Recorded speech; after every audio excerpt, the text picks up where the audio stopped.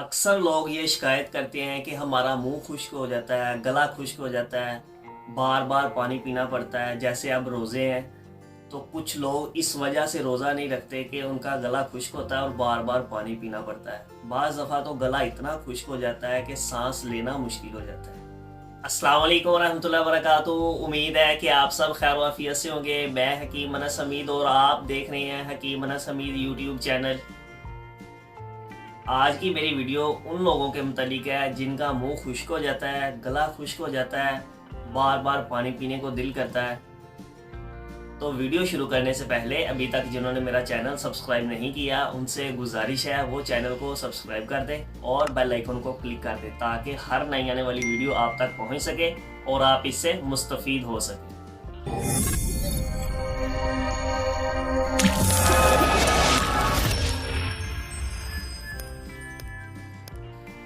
मुंह का खुश्क हो जाना, गला खुश्क होना, बार बार पानी पीना और पानी पीने की वजह से पेट का फूल जाना, जुबान का खुश्क हो जाना, इतना खुश्क होना कि खुश्की की वजह से जुबान का अकड़ जाना। बाज़ लोग तो इस वजह से रोज़ा नहीं रखते कि उन्हें बार बार पानी पीना पड़ता है, प्यास लगती है, गला खुश्क हो जाता है।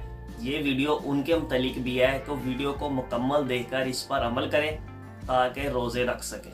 आखिर इसकी वजह क्या है? कुछ लोगों को तो ये भी शिकायत होती है कि जब रात को सो जाते हैं तो उनका गला इतना खुश्क हो जाता है कि सांस लेने में दुश्वारी हो रही होती है। दरअसल ये वो लोग होते हैं या तो इनकी नाक की हड्डी बड़ी होती है या बलगम, रेशा, केरा की वजह से नाक बंद हो जाता है। जब नाक बंद होता है तो वो सांस जो है वो गले के जरिए, मुंह के जरिए ले रहे होते हैं, तो इस वजह से भी जो है उनका गला खुश्क हो जाता है। बाज़ औक़ात तो गला इतना खुश्क हो जाता है कि आवाज़ ही बैठ जाती है, गला दर्द होने लग जाता है, खाना खाने में दुश्वारी होती है, थोड़ा सा खाना खाने से ही पेट फूल जाता है। आखिर इसकी वजह क्या है? मैं आपको इसकी वजह बताता हूँ कि ऐसा क्यों हो रहा होता है। हमारे मुंह के अंदर जो लुआब यानी थूक बन रहा होता है उसकी मिकदार कम हो जाती है। हमारे मुंह के जो गदूद लुआब यानी थूक पैदा कर रहे होते हैं वो लुआब की मिकदार कम पैदा कर रहे हों तो हमारा मुंह खुश्क होना शुरू हो जाता है। अब इन गदूदों का जो ताल्लुक होता है वो हमारे लीवर के साथ होता है। लीवर जो होता है वो तमाम गदूदों को कंट्रोल कर रहा होता है। सबसे पहले जब भी ये अलामत आएंगी तो हमारा ध्यान सीधा मरीज की शुगर की तरफ जाएगा। अगर तो मरीज को शुगर है तो फिर हम शुगर का इलाज कर देंगे तो इंशाल्लाह ताला मरीज का जो मुंह का खुश्क होना वो खत्म हो जाएगा। लेकिन अगर शुगर नहीं है तो फिर हमारा ध्यान मरीज के लीवर की तरफ जाएगा। हम पहले लीवर का इलाज करेंगे। अगर लीवर भी ठीक है फिर पित्ते की कोई खराबी या पानी की कमी इन अलामत का सबब बनती है, क्योंकि पानी की कमी जो है वो मैदे के अंदर खुश्की का सबब बनती है। जैसे ही खुश्की होगी तो हमारा गला मुंह खुश्क होना शुरू हो जाएगा। अच्छा, इसमें जो सबसे मेन चीज़ जो आपने छोड़नी है ना वो है चाय। चाय आपको छोड़नी पड़ेगी। जब आप चाय छोड़ देंगे तो 50% आपका गला मुंह खुश्क होना ख़त्म हो जाएगा।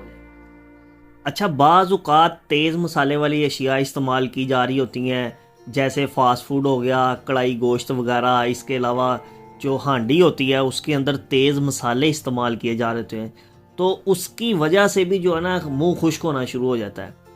कोशिश करो जब भी सालन तेज़ मसाले वाला इस्तेमाल करने लगो तो उसके अंदर थोड़ी सी दही या सालन के साथ रायते का इस्तेमाल ज़रूर कर लो ताकि तेज़ मसाले की वजह से जो बीमारियां लगनी हैं वो नहीं लगेंगी। अच्छा, बाज़ औक़ात आप कुछ ऐसी अद्वियात इस्तेमाल कर रहे होते हैं जिसकी वजह से भी आपका मुंह खुश्क होना शुरू हो जाता है। ब्लड लो करने वाली अद्वियात, इसके अलावा नशावर अद्वियात, सिगरेट नोशी का ज़्यादा इस्तेमाल भी इन अलामत का सबब बनता है। अब आते हैं इलाज की तरफ। अगर तो रोज़ा की हालत में आपके साथ ऐसा हो रहा है कि रोज़ा रखने के बाद आपका गला खुश्क हो रहा है तो उसके लिए सहरी के वक्त 3 दाने छोटी इलायची और 2 दाने उनाब के 1.5 कप पानी लेना है, उसके अंदर डालकर अच्छी तरह पकाना है। जब हाफ कप रह जाएगा तो उसे छान कर इस्तेमाल कर लेना। रोज़ाना सहरी के वक्त आपने ये अमल करना है तो रोज़े की हालत में आपका हलक मुंह खुश्क नहीं होगा। और अगर नॉर्मल हालत में आपके साथ ऐसा हो रहा है तो फिर आपने किसी भी पंसार की दुकान से सिर्फ 4 अज्जा खरीद लेने हैं जिनमें तुखम कासनी, अलसी, उनाब और 7 मलट्ठी, ये 4 चीज़ें आपने खरीद लेनी है। उनाब आपने लेने हैं 20 ग्राम, तुखम कासनी भी 20 ग्राम, अलसी भी 20 ग्राम और 7 मुलट्ठी भी आपने लेनी है 20 ग्राम। आपने इन तमाम चीज़ों का सफूफ तैयार कर लेना है। सुबह शाम निहार मुँह 1 चाय वाला चम्मच ताज़ा पानी के साथ इस्तेमाल करना है। इंशाल्लाह ताला चंद ही दिनों में फाका होना शुरू हो जाएगा। इसके अलावा पानी का इस्तेमाल ज़्यादा करना है, चाय बिल्कुल तर्क कर देनी है। कोशिश करो चाय की जगह छोटी इलायची और उनाब का कहवा पीना शुरू कर दो, क्योंकि खालिश दूध तो हमें मिलता ही नहीं है। इसी वजह से पाउडर के दूध की चाय पीने से बेहतर है कहवा बनाकर इस्तेमाल करें। बीमारियों से भी महफूज रहेंगे और तंदुरुस्ती भी रहेगी। बादी अशिया मसलन चावल, गोश्त, गोभी और चने की दाल, इनसे मुकम्मल परहेज़ करना है और कोशिश करें वॉक ज़रूर करें। वॉक को अपनी ज़िंदगी का हिस्सा बना लें। आधी से ज़्यादा बीमारियां इसी वजह से ख़त्म हो जाएंगी।